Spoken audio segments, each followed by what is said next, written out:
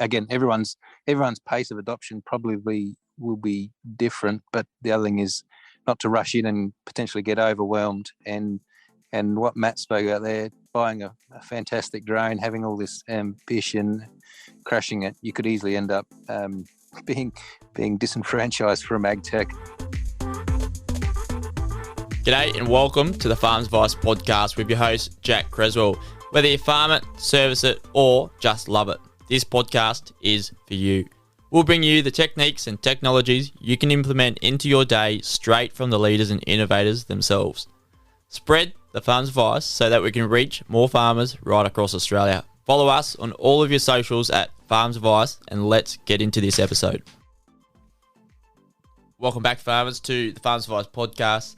For today's episode, we'll be jumping straight back into the Farmers to Founders series, and we'll be talking about producer's perspective, usefulness versus usability, and how that plays out in the view from farmers to founders, but also from the producer who we'll have on today's show. In this episode, we'll speak with Matt Anderson, who manages the agritech projects for farmers to founders, about the various adoption challenges that we're facing within the industry, as well as Tom Hampton, a South Australian farmer, and he'll talk about his perspective on ag tech adoption and what may be slowing down the process. If you're a producer out there, a farmer, ask yourself the same questions that we asked Tom on the podcast and also Matt on the podcast today, and see how it can sort of change the way that you think about ag tech and how it works within your farming enterprise. Let's get on with today's episode. G'day and welcome to the Farms Advice podcast. Tom and Matt in the studio here. We're with the Farmers to Founders on the brilliant series talking about ag tech adoption and everything that farmers need to know around the topic. It's quite the buzzword ag tech, but also all the buzzwords coming along within it, especially data for farmers. So Tom, Matt, great to have you in the virtual studio. Especially you, Tom, coming from the farmer's view of it. I like to have these sort of operations coming onto the podcast and actually showcasing for farmers what's going on out in the paddock. Great to be here, Jack. Thanks. Yeah, thanks, Jack. Good to be with you this afternoon. So, Tom, just to kick it off for us, can you introduce yourself and a little bit about your operation so the listeners can get the gist of what's going on? Yeah, so Tom Hampton, Adelaide Hills based, run a small scale cattle enterprise here, cattle breeding, cattle growing out, cattle finishing, selling pasture fed beef into the Adelaide Hills market. Yeah, beautiful. And I'd imagine over the years, things are changing quite quickly, and especially with the adoption of technology coming along, you may be a bit of a front runner in that. How have you seen ag tech initially and that trends? Yeah, from traditional to digital. Yeah, I'm should have added some little context there. A first-time farmer. I've been not born into a farming family, so as a front runner, I'm probably a little bit more progressive than potentially others that have learnings from generations before them. So yeah, I am keen to push the envelope when it comes to things on farm, including such things as ag tech. Yeah, absolutely. And as far as ag tech goes, do you just want to set the scene on some key challenges for adoption, like that you've had for yourself within the different ag tech elements? Yeah, sure.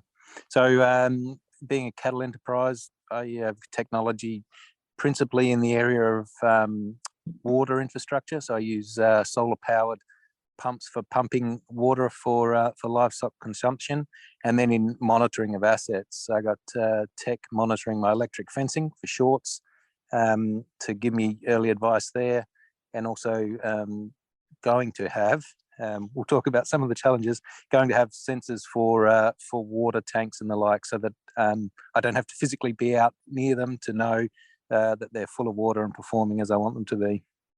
Yeah, absolutely. Yeah, there's some very interesting sort of ag tech companies coming about and different uses for the same sort of farm, especially from where livestock producers as well. So we know what the sort of pain points are for farmers, and water and infrastructure are those. We run electric fences as well. So the need for these sort of sensors to make farming viable, but also profitable at the same time as well.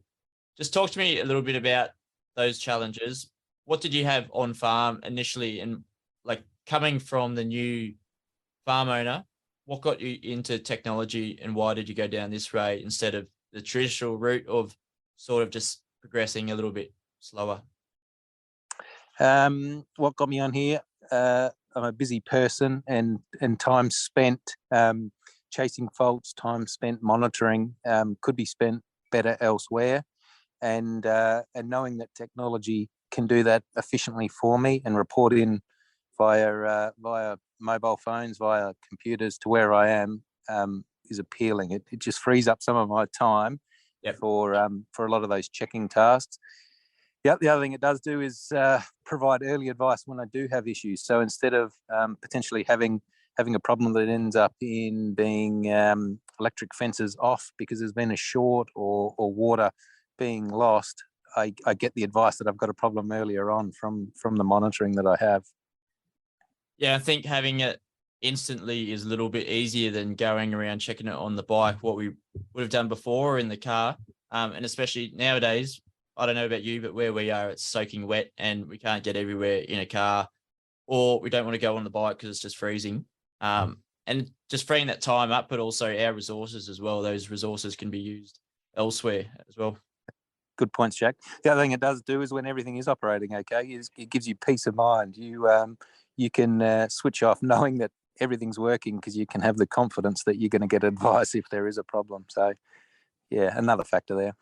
Yeah, if there's no notifications, you're going pretty well. But as farmers, we're looking to something always to fix, and hopefully there's nothing too well in that ag tech can just sort of slide in there and help us do that. But for yourself as a sort of new farmer into agriculture, the level of support within farming communities, within this adoption of agriculture, do you see that support is there to better enhance farmers' adoption, but also that knowledge around the technology that we will be using? The answer to that is yes. Although as a front runner, it does feel lonely at times. But I think the answer is yes. There's plenty of assistance available either online or through the suppliers if you need it to reach out and get that support. I assume with time the farming communities will have more internal support as more and more farmers get on board and take on some of this technology. So you don't necessarily need to go to the supplier of the equipment for some advice or some support. You might be able to go to your neighbour and go, hey, I see you've installed these before. How did you go? Talk me through it, and get some more support at a community farming level. Yeah, I was just about to ask that, peer-to-peer or farmer-to-farmer.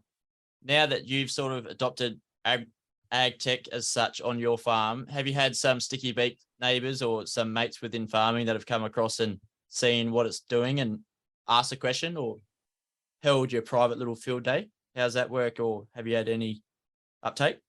I've had a few people interested in what I'm doing. I've not had anyone come to my farm yet and see firsthand, but certainly the work that PIRSA does here in South Australia with their demonstration farms, and also the work Matt's doing is doing that on a larger level. So from that work and from what I'm doing, those days may come.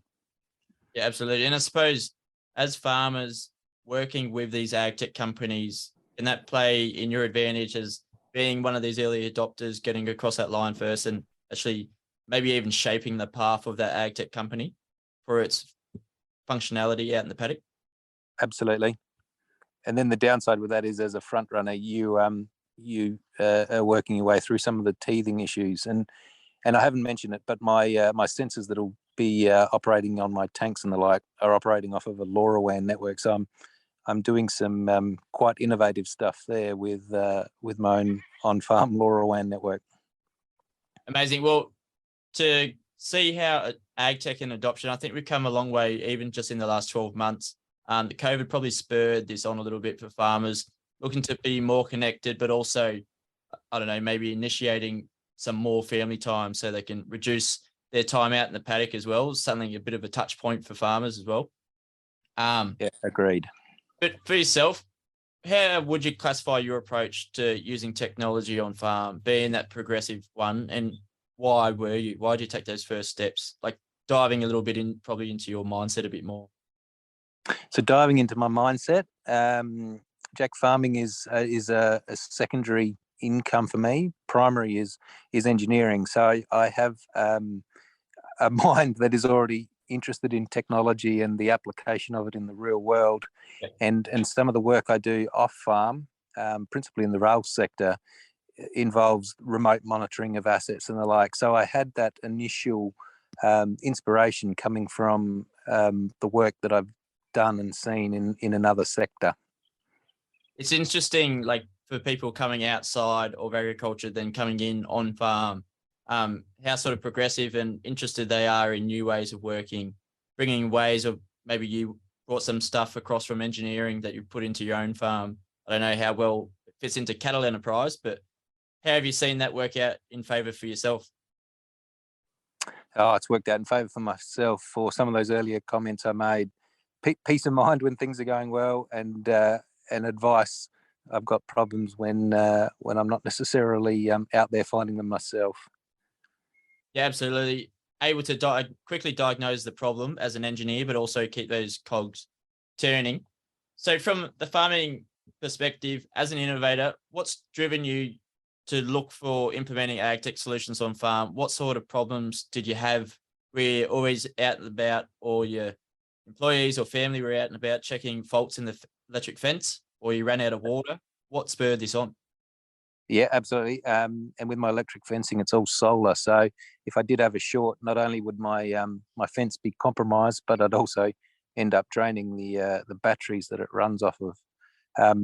So yes, spending more time away from that and getting to the faults quicker was definitely the main driver. And what about looking at the problem before, like prevention rather than intervention before the problem? Do you see that has played a way on your farm? Yes. So you spoke about water monitoring before. Yes, you probably haven't run out of water. No, not yet. But it's becoming a scarcer resource at times in these modern climate environment. I know your part of the world's probably not thinking that at the moment, but yeah, we've had some dry years in my farming time, and you need to be prepared for those. So conserving water, particularly in those summer months, those dry years, is definitely important for resilience. Yeah, you do say that though, but I think now is a pretty prime time to start thinking about when we don't have water to get on top. Yeah. Maybe we've got improved cash flow as farmers as well, and we can take more on board currently rather than have a quick panic during mid-drought. You can't afford it, and you also don't have the time for it because you're out feeding cattle or livestock, or you're not growing crops or anything like that. Makes complete sense to me, Jack. Be proactive rather than reactive. And yeah, if you're enjoying good times at the moment financially and water-wise, what a time to think about the future when it's not quite as good as it is now. Yeah, 100%. And I think that's a bit of a mindset attitude as well, proactive rather than reactive. It takes a little bit to get on top of those jobs so that you can be proactive. But I think once you have that sort of overall look, and I think agtech's just sort of allowing us that time to go back to the drawing board to see how it can all run a bit more efficiently as well. Absolutely. So let's dissect your projects that you've got running on farm. The water monitoring, do you have that on currently? Close to having it on.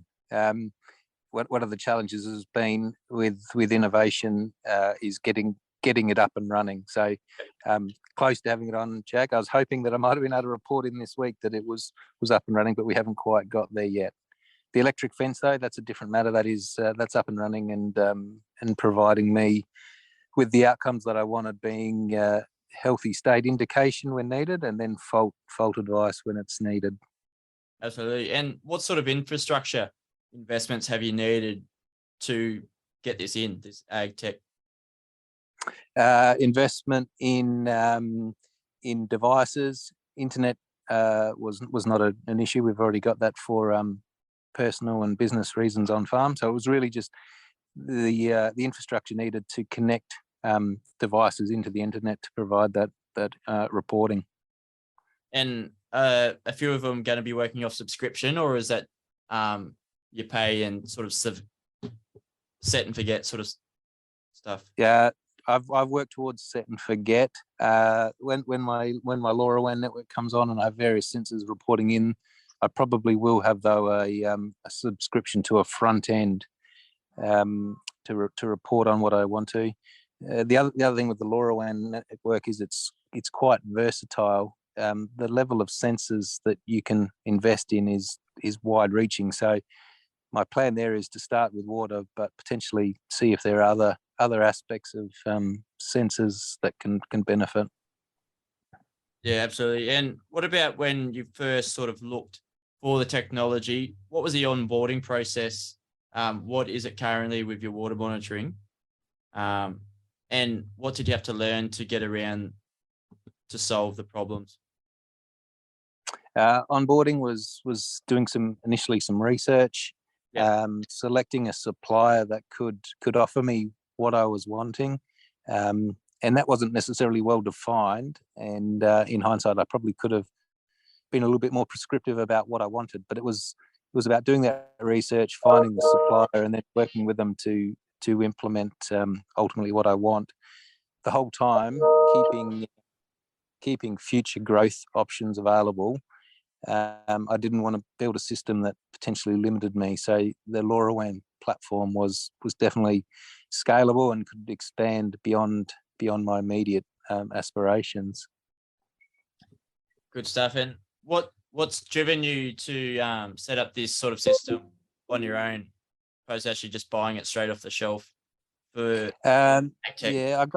I got multiple water points on my property, and we spoke about subscriptions. To have put a SIM card in each of those individual devices would have pretty quickly added up, and I would have had operating costs for as long as I wanted to use them. Whereas the LoRaWAN was the opposite. The ongoing operating costs are limited, but I have got the upfront capital cost to set up the network.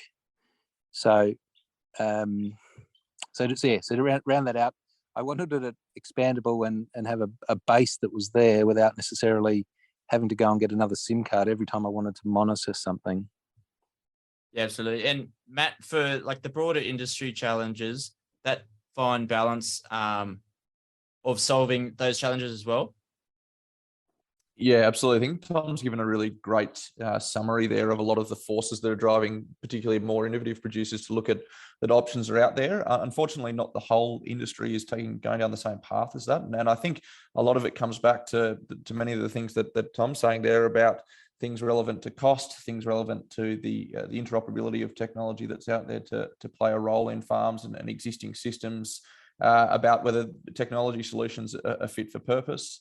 And I think really what we're starting to see a little bit at the moment is, there's a lot of talk about adoption and what adoption means. And certainly from the farmers and founders perspective, it's less about just driving more technology on farms for the sake of it, and more actually about ensuring that whatever technology is being implemented or adopted is going back to a core objective and solving a core problem. So what I'm hearing there from Tom is that there were solutions out there in the market that might have been able to do something relevant, but they weren't suitable for his particular needs and what he was really trying to solve. And so credit to him, he's gone out and set up something that's going to work more particularly for him.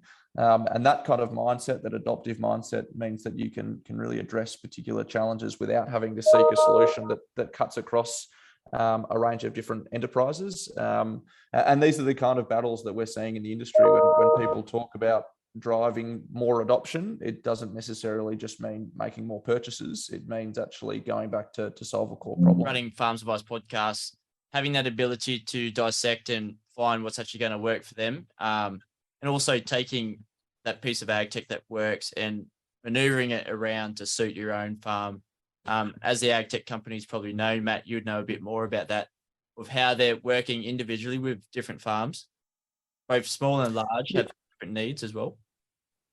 Absolutely, and it's an sort of integral challenge that many ag tech companies are finding, because they might come up with a really fantastic solution that suits a particular business or a particular enterprise, and probably in a particular part of the world, and then applying that to a broader customer base, or establishing a business stream based on several subscriptions or several sales is really hard across what is a dispersed industry, but quite a small industry. And what that really is talking about, one of the things that we do in our projects at Farmers to Founders, particularly on the adoption side, is try to work with agtech companies to identify how they can represent that better to producers in different areas, in different sectors, in different challenges. One of our beliefs is we're saying that not only are there difficulties on the farming side, a very practical side about digital capability and understanding the solutions that are out there to be adopted from a farming perspective, but also we're seeing a lot of ag tech companies who aren't very good at displaying what their value is, who aren't very good at communicating, this is the return on investment you can get if you buy into our system. And yes, it'll cost you this amount, but this is the benefit that you can achieve.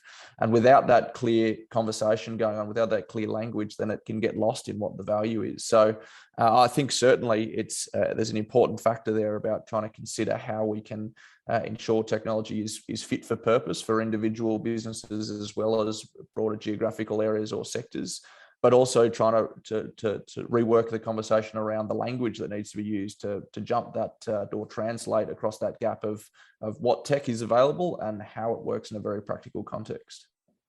Yeah, I think the use of language is an interesting one, both from the ag tech company's point of view, but also the farmer and how they're going to work with that ag tech company more if their language around solving that problem, having that key objective sort of ticked off, what Tom may or may not have needed on his own farm, and what his neighbour may need may differ a lot from what his perspective was anyway.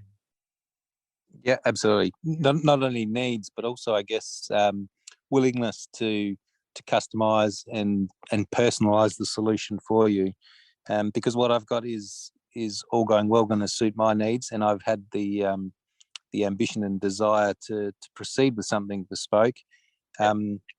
Another solution with SIM cards, with subscriptions, that's maybe off the shelf and a little bit more proven, is probably the right solution for another producer. So yeah, it is definitely horses for courses, I think, when it comes to ag tech, and like was just mentioned then, at the end of the day, it's got to find a problem and provide a solution, and not just provide technology for the sake of it.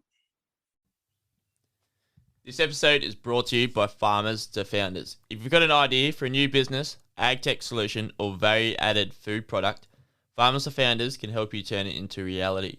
No matter what stage you're at, their programs will support you to develop your business skills, access expert mentors, and tap into an extensive network of potential customers. Head to farmerstofounders.com, that's with a number 2, to check out how you can get involved, or drop them an email for a yarn. Absolutely. So, Tom, what was your key objectives that you wanted to sort of tick off by including ag tech into your own farm?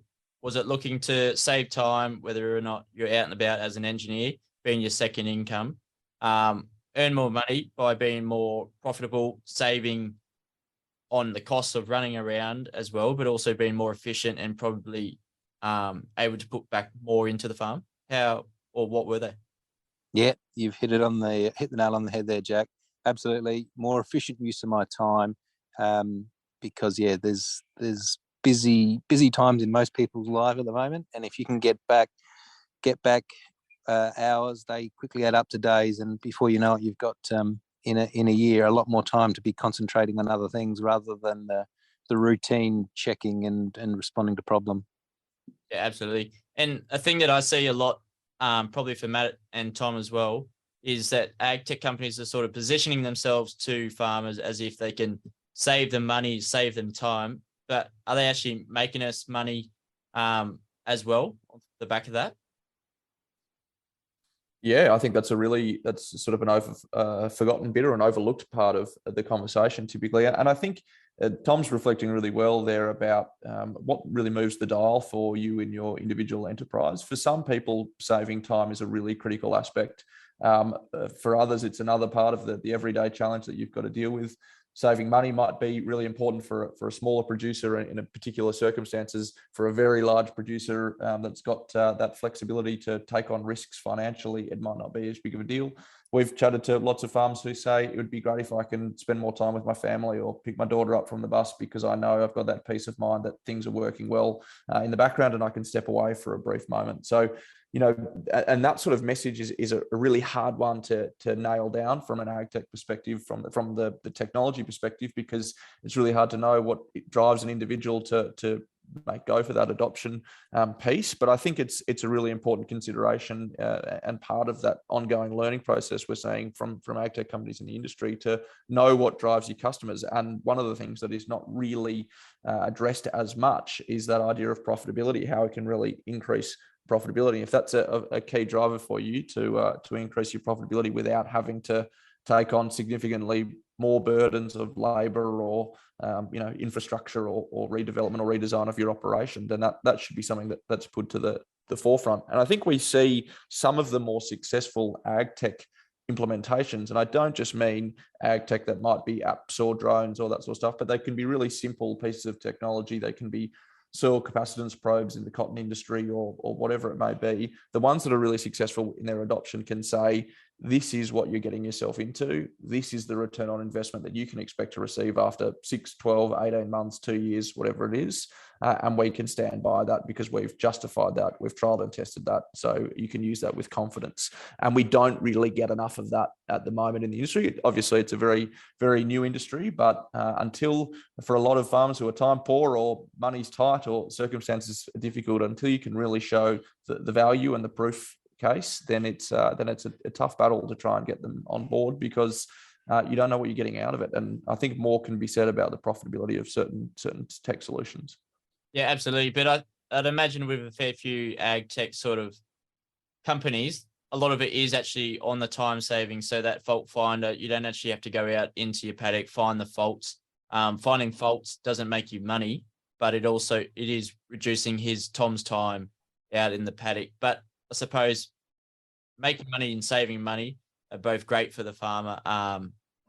But to be that proactive sort of mindset, making money, making an extra 100 grand's better than saving an extra 100 grand, I'd imagine, out in the paddock, as any other sort of farmer, to get their balance sheet looking a bit better for 2023 moving forward.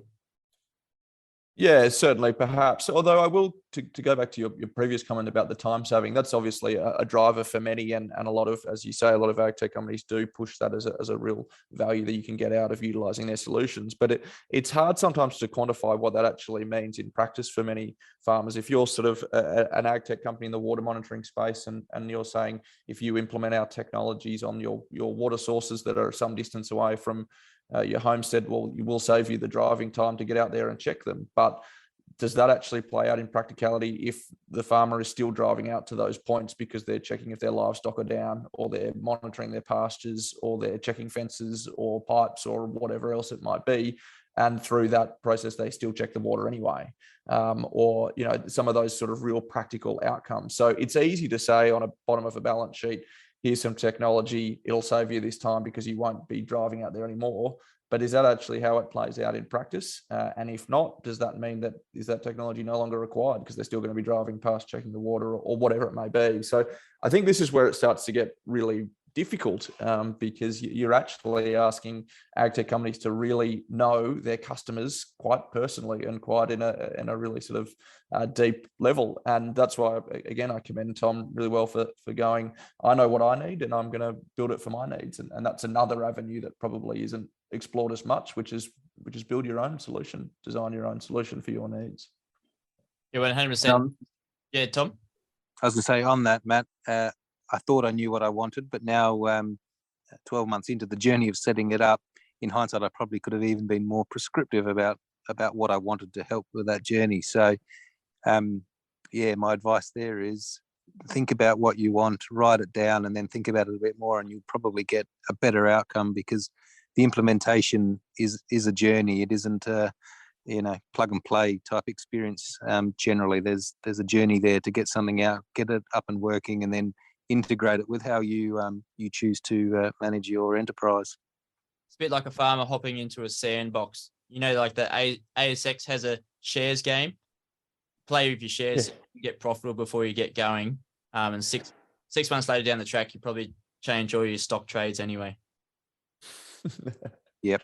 Sounds like Well, some I, I, good th- I advice. think, yeah, exactly. I think that idea, that what you're sort of touching on a bit there as well, Tom, on a deeper perspective, is the idea about risk and about if you're buying a solution off the shelf itself in its own, or you've gone to a field day and you've chatted to someone and you're impressed by what they're doing. Typically, there's a bit of cost that you got to throw out there, and there's a bit of a risk to say, it's not really until I get it out and implemented and installed that I'll know whether I've got enough reception in that point to deliver the message, or whether it's going to capture what I want it to capture, whether it's going to last however long I want it to last, or handle the hot and dry and windy conditions that I have on my property, and all those kind of practical implementations. So there's that mindset risk about, well, I'm going to go out and buy this and just hope that it's going to work. And if it works, fantastic. If it doesn't, you can be burned and scorned quite easily.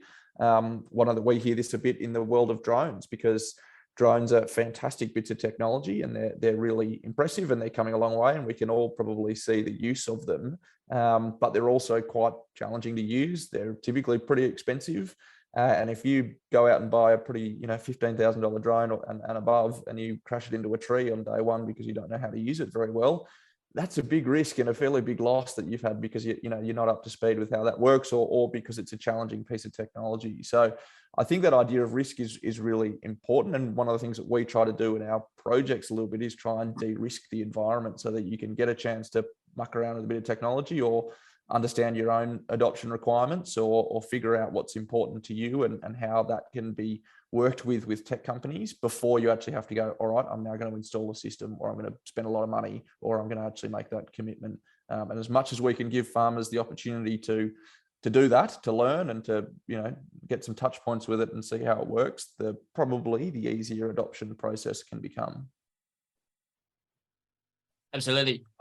In a previous conversation I was saying, as farmers, if it was not a normal company, but a company outside of our industry, would actually have an ag tech officer. But Tom, for yourself and your farm, you're probably the ag tech officer.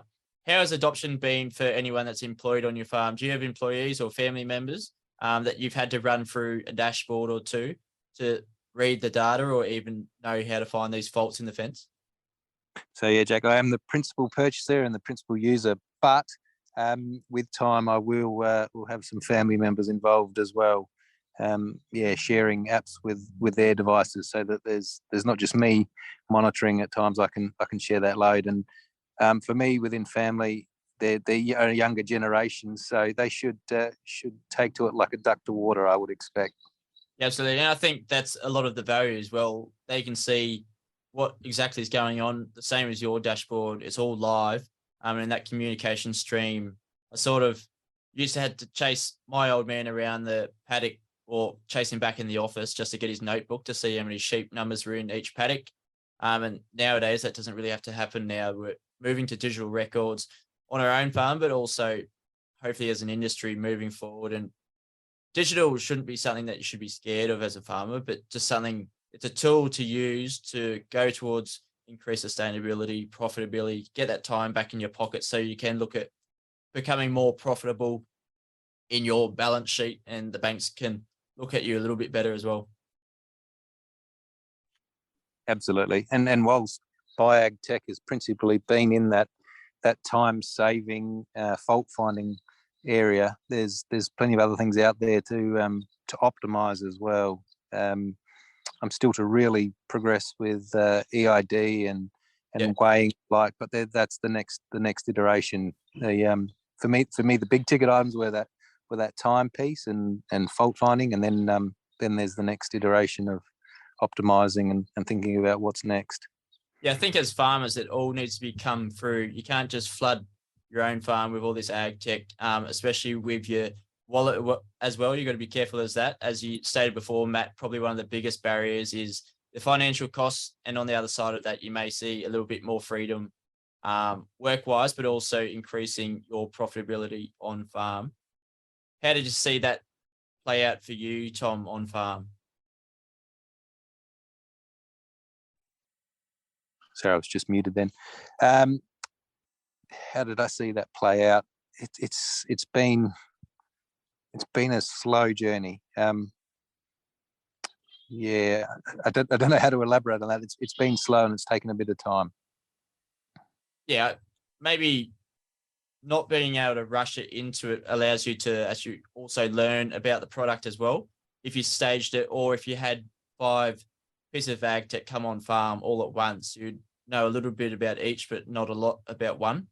And Yeah. being able to actually know that product a lot better could probably enhance your own farm, and then go through these different stages of introducing new pieces of technology. Not going to revolutionize the way we farm, but it's going to actually change and improve our daily routines, and hopefully take a few of those tasks out of the way for us. Yeah.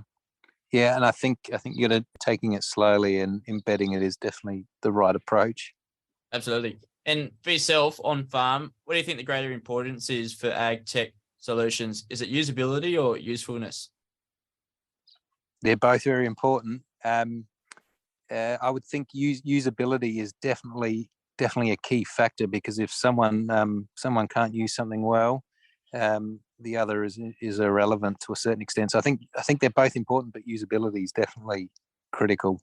I think Matt could touch on that a little bit. When we look at probably most ag tech come in for usefulness as that minimal viable product that they want to get out on the market, launch it a little bit quicker, and probably get that feedback loop a little bit quicker as well. What do you think of that, Matt? Yeah, definitely. I think that's the way that we often encourage startups to go through, and that process of hearing the feedback loop and constantly iterating. But I also reflect what Tom's saying there is why not have both? Why can't we have a really useful system that is easy to use, that is easy to touch and feel and work with, and understand how you can grow it and scale it and all those kind of things. Maybe I'm a bit of a dreamer, but I think there's an opportunity there to say, and it goes back to some of what we were talking about a bit before with return on investment, those kind of things. But say we've come up with a really ingenious concept that is got a great level of usability for you, or usefulness for you. You can really you can really get a lot out of this, and we can really change things for you and improve things for you, but you're going to be able to know how to use it. It's going to be simple or understandable. It's going to integrate. It's going to have some sort of basic core fundamentals that you need to be able to take it on. I think, and there is a lot at the moment that kind of sits in one or two camps. It's useful, but it's a bit complex, or it doesn't really work with what I was doing existingly, or there's some barriers there, or it's really useful, but it's the usability is much more increased, but the usefulness is limited, or it's a really simple app, but it's only going to take me so far. And so that dichotomy between the two seems to become the two camps that a lot of ag tech's landing in. And I think we can sort of push the ledge a little bit more and say, let's go for both. Let's try and establish a solution that's really useful, but has great usability as well. Yeah, absolutely. So Tom and Matt, I suppose, for ag tech adoption, why do you think it's so important on farm level, Tom? And also, why is it a priority for Australian ag industry as a whole? Do you want to go first, Matt? Sure. Look, I think for me, almost to just twist your words a little, Jack, sorry, but I don't perceive necessarily adoption itself is the priority. I think the priority we're seeing at the moment is all the range of opportunities and the range of challenges that we're seeing in the industry. Obviously, there's a whole range of opportunities. We're talking about 100 billion in the next however long, and we've got these really great ambitions in the industry to grow and become more productive and sustainable. At the same time, we're seeing lots of challenges in weather and environment and biosecurity and pests and diseases and global markets and all the rest. Those areas of opportunity and challenge, to me, are the priorities that we really need to try and focus on. Reducing the challenges and making the most of the opportunities, and adoption, I think, is a pathway or a vehicle to try and make that happen. If we believe that adoption really is at its core about ensuring that technologies that are useful, that are filled with value, that are beneficial to our farmers and growers and producers, are being used in their operations to try and take on some of those bigger challenges, then that's a productive and useful adoption cycle.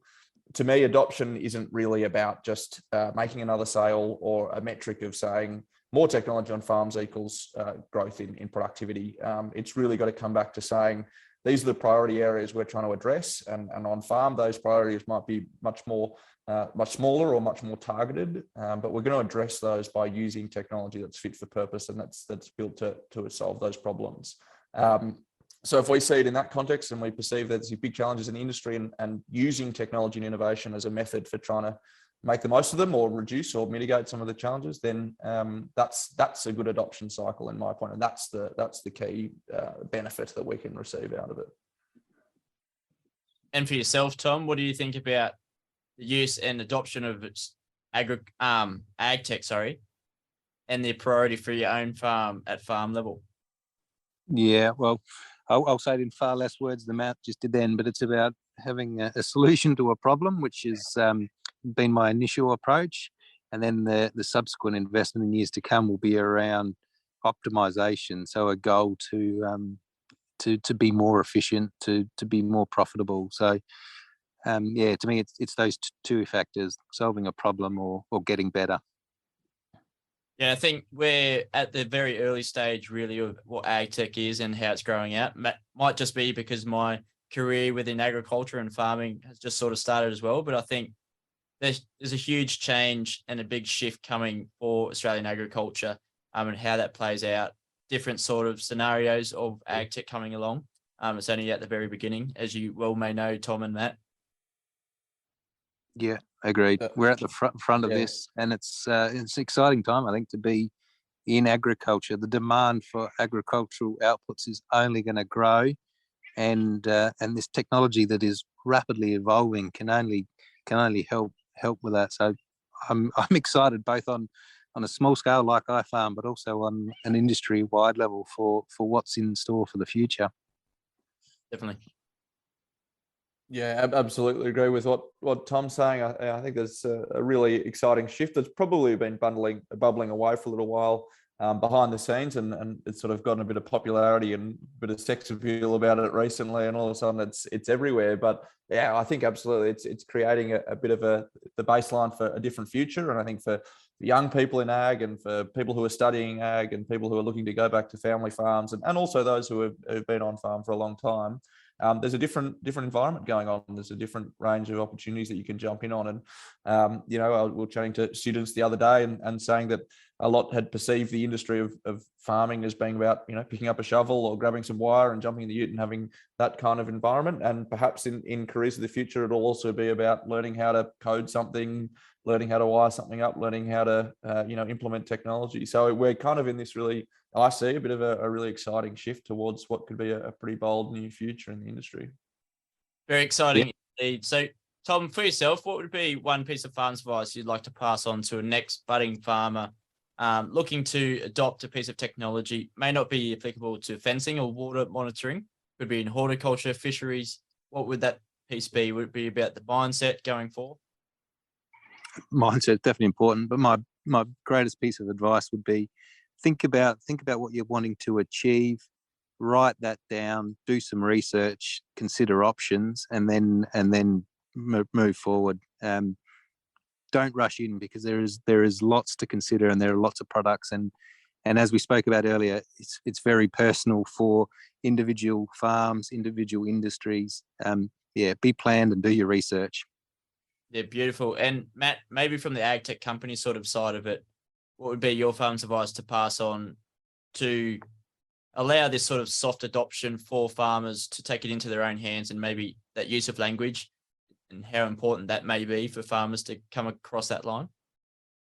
Yeah, I think it almost is exactly what Tom said in a slightly different context, in that you got to know what you're trying to solve. If your mission statement is about trying to improve things for farmers, and that's what your technology is out there to do, then you've got to know what those farmers are wanting to use it for and how they're wanting to implement it in their business. So at Farmers Founders, as you would have heard in the previous episode, a lot of what we aim to do is put farmers and producers right at an early stage of any ag tech development. And if you're out there now building solutions and building technology, pick up the phone, get in touch with a producer or a farmer or someone who might be your own customer, and ask them what's life like for you? What is involved in what you do? How can we try and make that easier? How can our technology solve that problem for you? So exactly as Tom said, if it's coming back to a solution to solve a problem, then you're on a good track. And if you know that, and you've got some evidence to show that that's what's really happening, then you should be doing all right.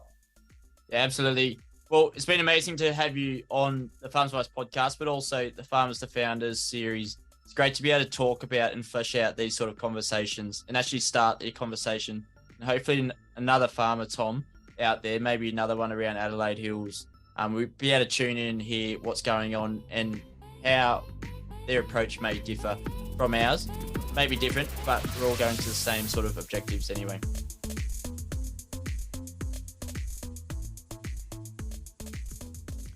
This Farms Advice episode does not stop here. Come and join the conversation on Facebook, Twitter, Instagram, or TikTok, and even join our Facebook group. Go to farmsadvice.com.au for more on this episode and spread the hashtag FarmsAdvice to your mates. If you can leave a review on Apple or Spotify, that will let other farmers find us too. But until then, see you next Tuesday.